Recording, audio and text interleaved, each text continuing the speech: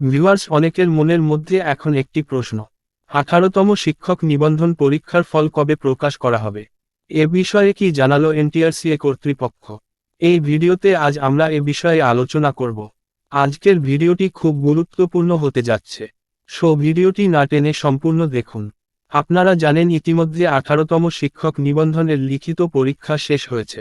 আগামী সেপ্টেম্বর মাসে এই নিবন্ধনের লিখিত পরীক্ষার ফল প্রকাশের লক্ষ্যমাত্রা নির্ধারণ করেছে বেসরকারি শিক্ষক নিবন্ধন ও প্রত্যয়ন কর্তৃপক্ষ এনটিআরসিএ।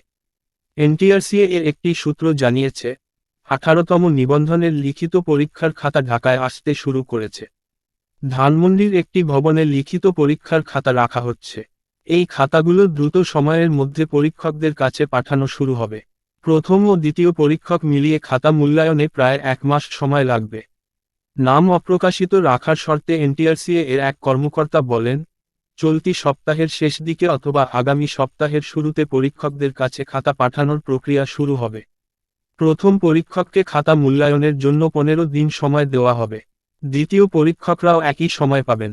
প্রথম পরীক্ষকের কাছ থেকে খাতা সংগ্রহের পর দ্বিতীয় পরীক্ষকের কাছে পাঠাতে 7 থেকে 10 দিন লেগে যাবে।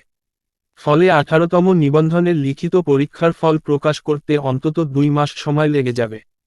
18তম শিক্ষক নিবন্ধনের লিখিত পরীক্ষা শেষ হয়েছে। আগামী সেপ্টেম্বর মাসে এই নিবন্ধনের লিখিত পরীক্ষার ফল প্রকাশের লক্ষ্যমাত্রা নির্ধারণ করেছে বেসরকারি শিক্ষক নিবন্ধন ও প্রত্যয়ন কর্তৃপক্ষ এনটিআরসিএ। এ বিষয়ে এনটিআরসিএ সচিব ওবায়দুর রহমান বলেন, লিখিত পরীক্ষার ফল প্রকাশের জন্য আমরা 60 দিনের মতো সময় পাই। তবে অনেক ক্ষেত্রে নানা জটিলতার কারণে নির্ধারিত সময়ের মধ্যে ফল প্রকাশ করা যায় না। আমরা আশা করছি এবার 60 দিনের মধ্যেই লিখিত পরীক্ষার ফল প্রকাশ করতে পারব। জানা যায়, গত 15ই মে 18তম শিক্ষক নিবন্ধনের প্রিলিমিনারি পরীক্ষার ফল প্রকাশ করে বেসরকারি শিক্ষক নিবন্ধন ও প্রত্যয়ন কর্তৃপক্ষ এনটিআরসিএ। এতে গড় পাশের হার 35.80%। প্রিলিমিনারি পরীক্ষায় স্কুল ও কলেজ পর্যায়ে মিলিয়ে পাস করেছেন 4,79,981 জন।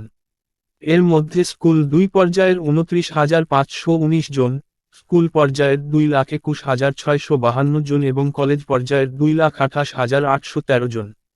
এর আগে গত 15ই মার্চ এ পরীক্ষার প্রিলিমিনারি পরীক্ষা অনুষ্ঠিত হয়।